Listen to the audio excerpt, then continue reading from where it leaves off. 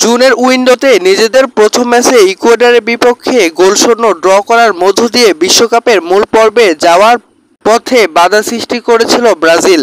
এই উইন্ডোতে এখনও ব্রাজিলের একটা ম্যাচ বাকি আছে, প্যারাগুয়ের বিপক্ষে আগামী 11 জুন বাংলাদেশ সময় সকাল 6টা 45 মিনিটে মাঠে নামবে ব্রাজিল।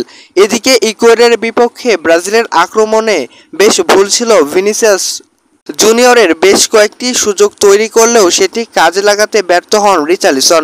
ব্রাজিলের আক্রমণ ভাগে ব্যর্থতা, ইকুয়েডরের বিপক্ষে গোলের সুযোগ তৈরি করতে পারেননি তারা। এদিকে প্যারাগুয়ের বিপক্ষের ম্যাচে মাঠে নামার আগে ব্রাজিল পেল স্বস্তির খবর। ইকুয়েডরের বিপক্ষে একাদশে ছিলেন না বর্তমানে সময়ে ব্রাজিল দলের সেরা একজন তারকা রাফিনহা। তবে ইকুয়েডরের বিপক্ষে তিনি না থাকলেও প্যারাগুয়ের বিপক্ষে মাঠে দেখতে পেতে পারে ভক্ত সমর্থকরা। রাফিনহাকে ইকুয়েডরের বিপক্ষে কার্ডের কারণে রাফিনহা খেলতে পারেননি। সেই নিষেধাজ্ঞা কাটিয়ে প্যারাগুয়ের বিপক্ষে ফিরেছেন তিনি।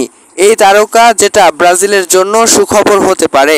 ইকুয়েডরের বিপক্ষে করা ভুল প্যারাগুয়ের বিপক্ষে জয় পেতে পারে বা পাইয়ে দিতে পারে রাফিনহা, যেখানে জয় পাওয়ার জন্য কার্যকারী ভূমিকা রাখতে পারেন রাফিনহা।